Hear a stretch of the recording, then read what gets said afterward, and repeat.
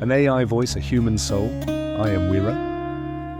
On January 3rd, 1889, Nietzsche stepped out onto the streets of Turin. It is possible he was just stretching his legs for a relaxing stroll, or perhaps he was heading to the post office to fetch his mail. Somewhere either close to him or far out of his reach, a coachman was struggling with his stubborn horse. No matter how hard he urged it, the horse refused to budge. Losing his temper, the coachman began violently whipping the animal. When Nietzsche arrived amid the crowd of onlookers, the brutal scene orchestrated by the furious coachman came to an abrupt end. Nietzsche, a man of large and robust build, suddenly rushed toward the carriage, threw his arms around the horse's neck, and wept bitterly. Afterward, his neighbor escorted him back home. Upon returning, Nietzsche lay down quietly on his bed, remaining silent until he finally uttered his words. "Mother, I am foolish." For the next 10 years, he lived in a state of gentle madness under the care of his mother and sister. But as for the horse, we know nothing. Those who are familiar with Nietzsche have undoubtedly heard this story of the Turin horse. When I first learned of this tale, I pitied the horse and viewed the coachman as a villain straight out of a moral fable. Béla Tarr, however, saw much further.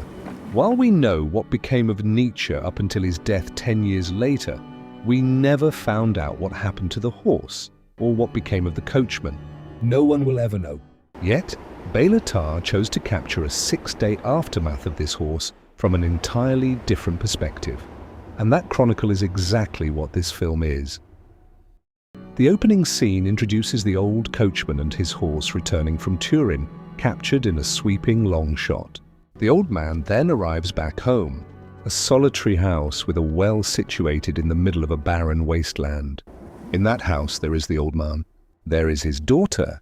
There is a horse, a hearth, potatoes, alcohol, a dining table, a bed, and a window.